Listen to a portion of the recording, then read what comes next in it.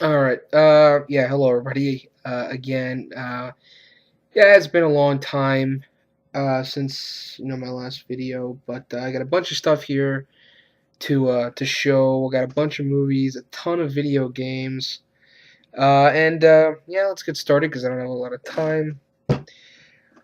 First off, I got one Blu-ray this time, so I'll just show that first. And first, I'm going to show a bunch of horror movies. I bought some horror movies because I haven't bought that many horror movies in recent times.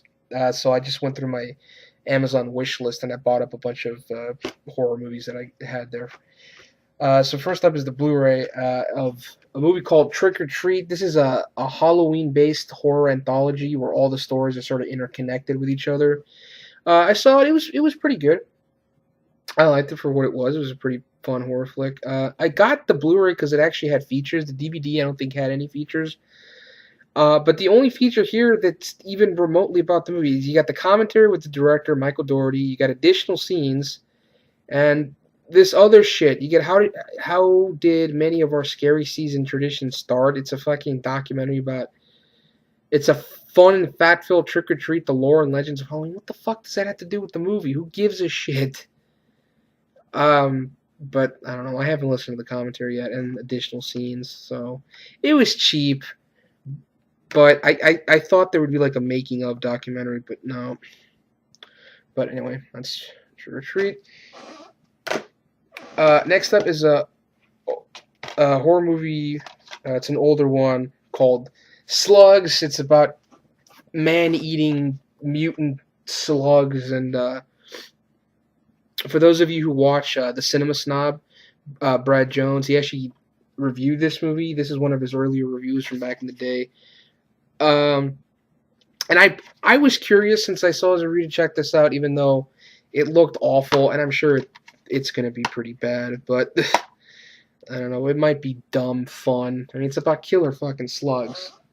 Not expecting anything great. And next up, I got Creepshow 2, which I like. It's not as good as the first one. There's less stories.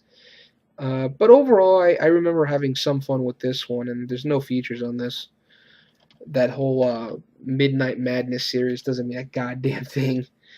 They just slapped that on there for some reason. But yeah, it's Creepshow 2. I remember liking that one. Next up is a movie called Feast. Now, this movie, I remember when I first heard about this movie, I actually saw Project Greenlight.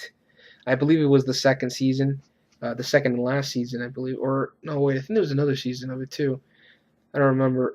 But I actually saw Project Greenlight on Bravo, I think it was. I stumbled upon it. I was just flipping through the channels and I found it, and they're making a movie. So I watched it, and they were talking about making this movie, and I saw pretty much every episode, and it was pretty cool. I decided to check the movie out when it came out, and I saw it, and I remember liking it, but I haven't seen it since then. But another thing about this movie that I really enjoy is that that woman right there, Krista Allen, she's in it, and I got a little thing for her. And when I say little thing, I'm talking about my penis. I just think she's fucking smoking hot. I've seen her in a bunch of stuff. She did a bunch of softcore porn for Cinemax back in the day, and they re-aired some of that shit on Cinemax when I had a free preview at one time. And I've seen her in some other stuff as well, but I don't know. I've kind of had a little crush on her ever since then, and I thought it was cool that she was in this. But yeah, it's too bad they never released Project Greenlight because that's like the ultimate special feature for this movie.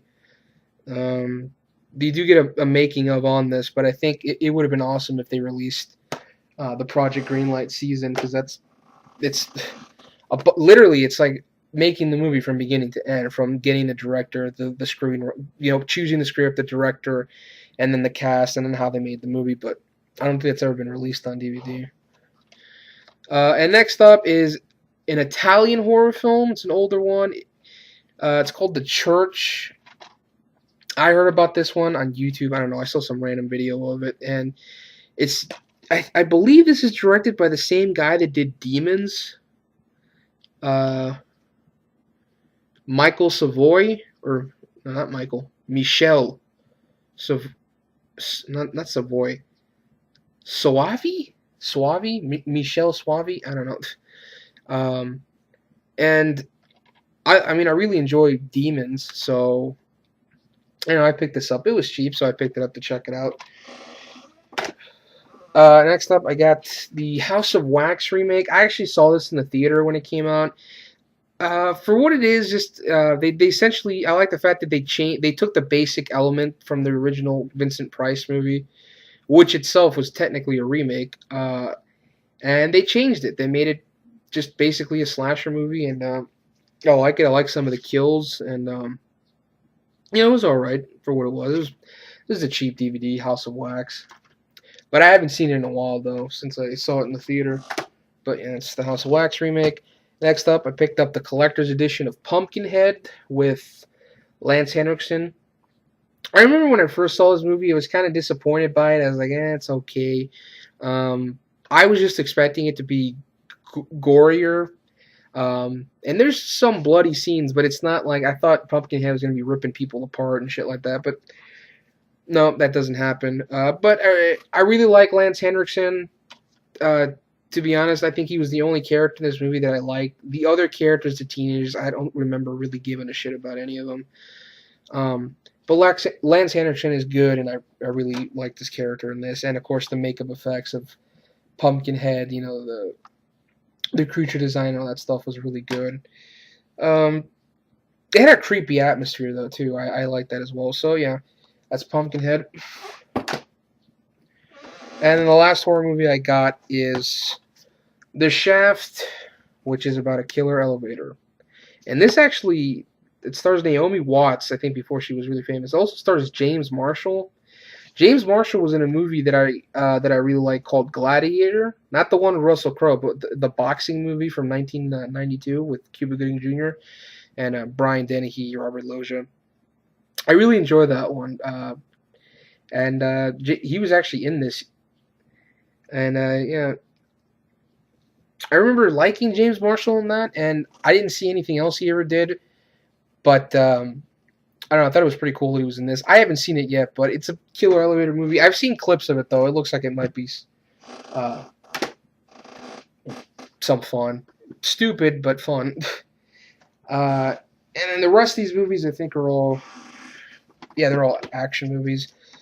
First off, Marintal. Now, this is the first movie by, I believe this is the first movie by director Gareth Evans, who did The Raid. It even stars the lead guy from The Raid, Iko Uwais, I think is his name. It's not as good as The Raid. The Raid is definitely a much better film than this. But this is still a pretty solid martial arts action film. If you're a fan of martial arts, I'd recommend checking it out.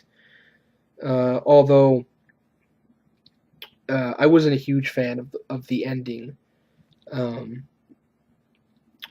But overall, it's a pretty fun martial arts action flick, but definitely nowhere near as good as The Raid. So if you go into it expecting it to be as good as The Raid, you're going to be disappointed. But if you want to see just a fun martial arts flick, I'd say check out Marintal.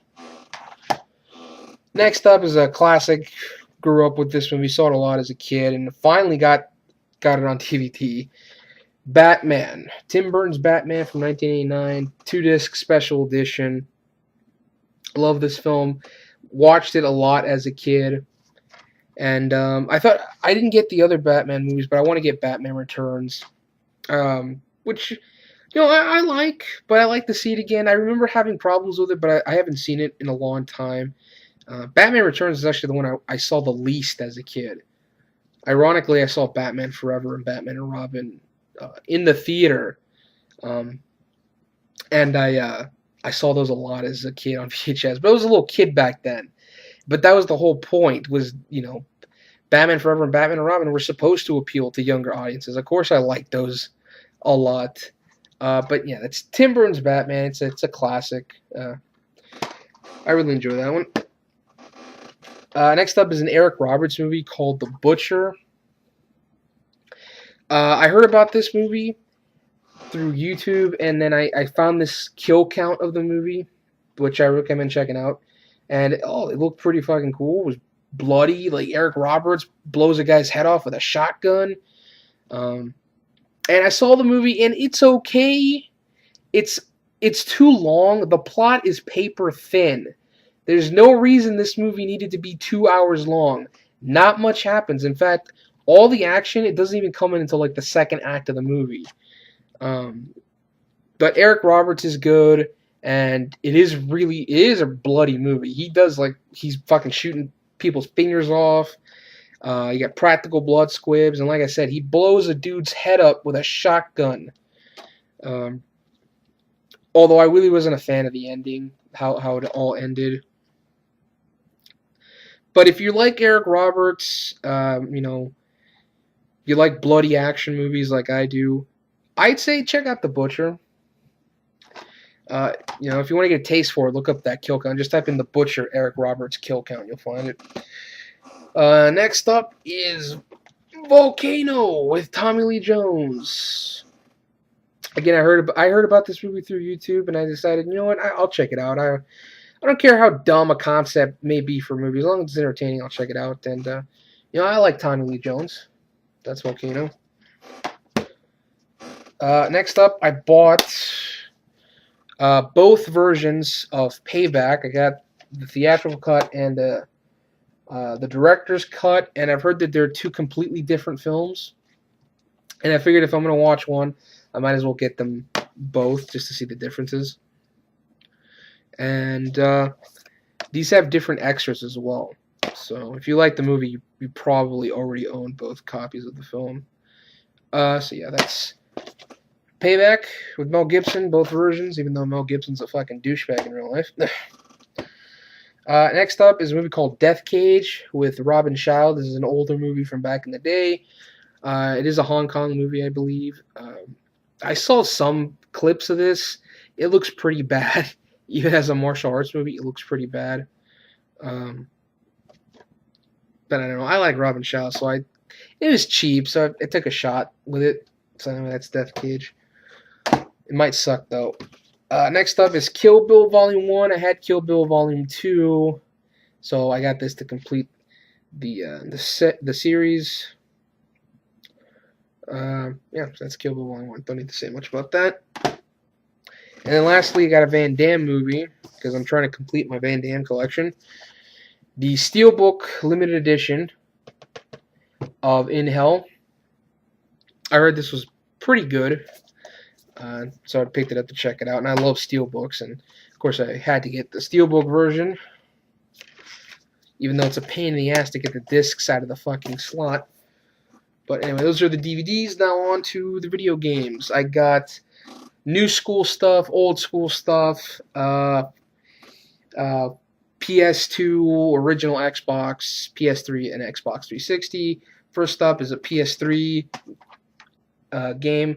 Well, it's games. It's the Killzone Collection. It's got all 3 Killzone games, including a HD remastered version of the original Killzone. Comes on 2 discs, but the first one's in the first disc isn't in there because it's in my console. But it's got Killzone 1 through 3. If you're a fan of the Killzone series, pick this up. It was about $30, but you get 3 games. That's not a bad deal. Next up, I got the Soldier of Fortune series, which is Soldier of Fortune Gold Edition for PS2, Soldier of Fortune 2 Double Helix for Xbox, and Soldier of Fortune Payback for Xbox 360.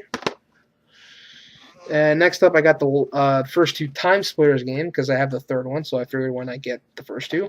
Time Splitters for PS2, and Time Splitters 2 for the original Xbox. Next up, I got the first 2 Red Faction games. I got Red Faction for PS2,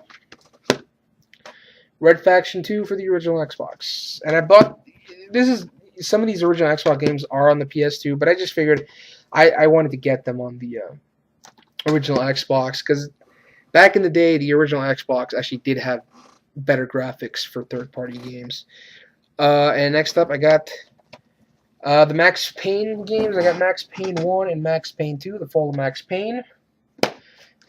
Looking forward to picking up the third one as well. I'll get that one of these days. I also picked up the entire Fear series, which I know I already had 2 of these on PS3.